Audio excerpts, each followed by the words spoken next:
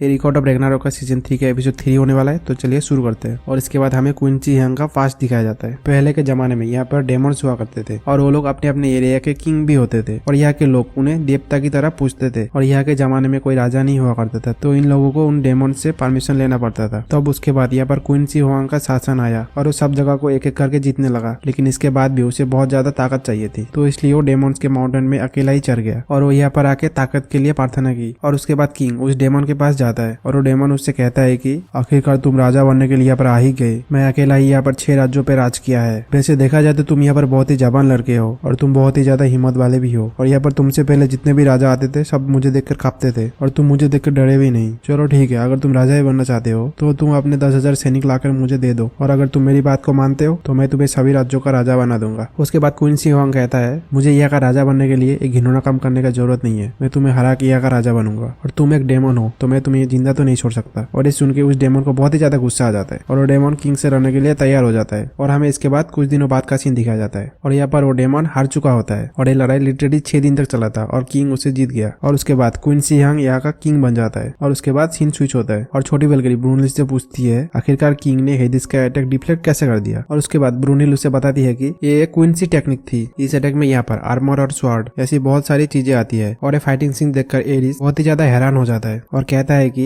मैंने अपनी जिंदगी में ऐसा कभी भी नहीं देखा। इसने शायद इसी टेक्निक का यूज करके मुझे जमीन पर बार बार गिराया था। और यहीं पर हैराम्स उसे बताता है कि किंग ने उसका अटैक बस डिफ्लेक्ट नहीं किया बल्कि उसका अटैक उसी के खिलाफ यूज कर दिया। और उसके बाद हम यहाँ पर हेडिस को देखते हैं और हेडिस उस अटैक से थोड़ा जख्मी हो गया है। और हेडिस किंग से कहता है कि किंग तुम बहुत ही ज्यादा जबरदस्त हो और मैं तुमसे एक बात पूछना चाहता हूँ, आखिरकार तुम्हारी नजरों में एक किंग होना क्या होता है। और उसके बाद किंग उससे बताता है कि एक किंग वो होता है जो किसी के सामने नहीं झुकता है और वो कभी भी अपने लोगों के ऊपर निर्भर नहीं रहता है और वो अपने लोगों की बहुत ही ज्यादा मदद करता है और वो बहुत ही ज्यादा दयालु भी होता है। और मेन बात वो बस हर लड़ाई को जीतना चाहता है। और हेडिस उसकी बातों को सुनकर जोर जोर से हंसने लग जाता है और यहाँ पर सारे लोग हैरान हो जाते हैं क्योंकि वो लोग कभी भी हेडिस को हंसते हुए नहीं दिखा है। और किंग भी हेडिस को देखकर जोर जोर से हंसने लग जाता है। तुम्हारा भी ख्याल मेरे भाई जैसा ही है, वो भी तुम्हारी तरह ही एक राजा था और वो अपने प्रजा के प्रति बहुत ही ज्यादा दयालु भी था और वो अपने लोगों के लिए कुछ भी करने के लिए तैयार था। और वो यहाँ पर गॉड्स का भी गॉड था और उसका नाम था द किंग ऑफ पोसाइडन। और उसके लिए मैं यहाँ पर कुछ भी करने के लिए तैयार हूँ और उसका बदला मैं तुमसे जरूर लूंगा। और उसके बाद फाइट फिर से शुरू हो जाता है और हेडिस किंग के ऊपर बहुत ही ज्यादा खतरनाक अटैक कर देता है और फिर किंग अपना डिफेंस एक्टिवेट कर देता है। और इसे देख के बाद एरिस कहता है ये बिल्कुल भी सही नहीं हो रहा है। किंग फिर से हेडिस के अटैक को डिफ्लेक्ट कर देगा और किंग उस अटैक को डिफ्लेक्ट करने की कोशिश करता है और फिर हेडिस समझ जाता है और फिर हेडिस अपनी पूरी ताकत लगा देता है और वो किंग को नीचे दबाने लग जाता है। और ये देखने के बाद किंग अपना दूसरा टेक्निक यूज करता है और ये चीज हेडिस समझ जाता है और अपनी पूरी ताकत लगा देता है और इसकी वजह से किंग अपना टेक्निक यूज ही नहीं कर पाता है। हेडिस अपना पूरा ताकत लगा के किंग को वहाँ पर गाड़ देता है और चारों तरफ धुआं ही धुआं हो जाता है। और फिर हेडिस उस धुएं को हटा देता है और किंग वहाँ पर जमीन पे पड़ा हुआ होता है। और फिर अचानक किंग धीरे धीरे उठने लगता है और किंग को देखकर यहाँ पर हेडिस बोलता है कि मैंने कभी भी नहीं सोचा था कि तुम इस अटैक से बच जाओगे। और इस अटैक से किंग बहुत ही ज्यादा जख्मी हो गया था और उसके बॉडी से बहुत ज्यादा ब्लड भी निकल रहा था। और उसके बाद किंग अपना आंखों का पट्टी निकाल देता है और फिर किंग कहता है तो चलो फिर से फाइट शुरू करें। और उसके बाद हेडिस कहता है कि बहुत ही बढ़िया, इतने दर्द के बाद भी तुम्हारे चेहरे पर मुस्कुराहट है, तुम सच में एक असली किंग हो। और इसके बाद हेडिस किंग के ऊपर अटैक कर देता है और किंग उसके अटैक से बस बच रहा होता है। और इसके बाद हेडिस फिर से वही वाला अटैक कर देता है और किंग उस अटैक को बस रोके रखता है। और उसके बाद किंग मुंह से एक विंड अटैक कर देता है और इस अटैक से हेडिस की पावर थोड़ी कम हो जाती है और वो अनबैलेंस हो जाता है। और इसी मौके का फायदा उठाते हुए किंग उसका हथियार को पकड़ के उसे पटक देता है और हेडिस खड़ा होकर फिर से किंग के ऊपर अटैक कर देता है और किंग कूदकर इस अटैक से बच जाता है। और हेडिस सोच रहा होता है कि उसने मेरे अटैक को कैसे रोक लिया। और इधर दूसरी तरफ हम किंग को देखते हैं जिसको बहुत ज्यादा दर्द हो रहा होता है और वो किसी तरह अपने आप को संभाल लेता है और किंग फिर से फाइट करने के लिए तैयार हो जाता है। और इसके बाद ये दोनों एक दूसरे के ऊपर अटैक कर देते हैं और उसके बाद किंग उसके ऊपर एयर बुलेट का अटैक कर देता है और इस अटैक का असर हेडिस की पूरी बॉडी पर होता है और एक मोमेंट के लिए हेडिस का बॉडी फ्रीज हो जाता है और किंग उसके पेट के ऊपर एक जोरदार अटैक कर देता है और हेडिस दूर जाकर गिरता है। और इस अटैक से हेडिस के पेट पर एक गड्ढा हो जाता है और इस अटैक का नाम था माउंट ड्रैगन अटैक। और इधर एरिस को ये समझ में नहीं आ रहा होता है कि एक ह्यूमन इतना खतरनाक अटैक कैसे कर सकता है। मैंने तो बिल्कुल भी नहीं सोचा था कि एक ह्यूमन गॉड को टक्कर दे सकता है। और तभी उधर ज्यूस आता है और उन लोगों को बताता है कि तुम लोग चिंता मत करो, जीतने वाले तो हम ही है। और इसके बाद हेडिस बोलता है कि मैं समझ चुका हूँ कि तुम किस तरह का अटैक कर रहे हो, तुम मेरे बॉडी पर प्रैक्टिकल पार्ट पर मार रहे हो, इसकी वजह से मैं जो भी टेक्निक यूज करता हूँ वो डिफ्लेक्ट हो जाती है, लेकिन सच में मुझे तुम्हारा अटैक बहुत ज्यादा अच्छा लगा। उसके बाद किंग कहता है कि मैं तुम्हारे बॉडी के चमकते हुए सितारों को देख सकता हूँ। और इसके बाद छोटी वेलगरी ब्रूनिल से बोलती है कि ये किस बारे में बात कर रहा है। किंग इधर जिसको स्टार बोल रहा है असल में वो ओपोनेंट के स्टार पॉइंट्स पर मारता है जिससे ओपोनेंट का जो अटैक होता है वो खत्म हो जाता है और जिससे उसे एक परफेक्ट डिफेंस मिलता देता है और इस अटैक को उसने चिऊ नाम दिया है। और छठी बलगड़ी हैरान होकर उससे पूछती है कि किंग ने इस अटैक को पहले क्यों नहीं यूज किया, उन्होंने अपने आंखों पर पट्टी बांधकर क्यों रखी थी। और उसके बाद ब्रूनहेलर बताती है इस अटैक का एक नियम है, तुम्हें अगर कुछ मिला है तो तुम्हें उसका कीमत भी देना पड़ेगा। और इसके बाद हम किंग को देखते हैं जिसके पेट पर सेम गड्ढा हो गया था जो घाव उसने हेदिस को दिया था। फिर किंग बताता है कि मैं इसलिए इस अटैक को यूज नहीं करता हूँ। और इसके बाद हेदिस कहता है कि तुम तो बहुत ही ज्यादा बढ़िया हो जो तुम अपने आंखों से दूसरे के दर्द को फील करते हो, तुम्हारे कंधे पर तो यहाँ पर बहुत ही ज्यादा बड़ा बोझ है, तुम इस चीज को कैसे संभाल लेते हो। और इसके बाद किंग बताते हैं कि दूसरों का दर्द ही तुम्हें एक असली किंग बनाता है और इसी वजह से मैं वर्ल्ड का ग्रेटेस्ट किंग हूँ। और इसके बाद हमें किंग का पास्ट सीन दिखाया जाता है। किंग का फादर ने एक जंग लड़ी थी जिनमें उन्होंने बहुत सारे सोल्जर्स को पकड़े थे और उन सभी कैदियों को जिंदा ही जला दिया था। और उसके बाद वो वहाँ के किंग बन गए और वहाँ के एक डांसर से उन्होंने शादी कर ली और कुछ समय बाद उन्होंने एक बच्चे को जन्म दिया। और ये कोई नहीं क्वीन शी हुआंग ही है। और वहाँ का जो किंग था वो कुछ सालों बाद उस राज्य को छोड़ देता है और उसके 2 साल बाद उसकी माँ भी उसको छोड़ के चले जाती है। और इसके बाद हमें 7 साल बाद का सीन दिखाया जाता है और हमें क्वीन शी हुआंग को दिखाया जाता है जो अपने घर पर आ रहा था और जो बाहर गार्ड्स खड़े हुए थे और वो दोनों उसको देखकर बोल रहे थे कि हमें एक मामूली सी बच्चे की रक्षा करने पड़ती है, हमारा बस चले तो हम इस बच्चे को जिंदा ही जला दे। और फिर क्वीन शी हुआंग डरते हुए कहता है कि मेरे घर का रक्षा करने के लिए बहुत बहुत शुक्रिया। और इसके बाद वो अपने घर की तरफ जाने लगता है और तभी हमें पता चलता है कि हुआंग के फादर ने उसे बंदी बनाकर यहाँ पर रखा हुआ है और उसे यहाँ से बाहर जाने का परमिशन बिल्कुल भी नहीं था। उसे जिंदगी भर बस इसी जगह पर रहना है। और वहीं पर हम एक लड़की को देख पाते हैं जो कि उसका इंतजार कर रही होती है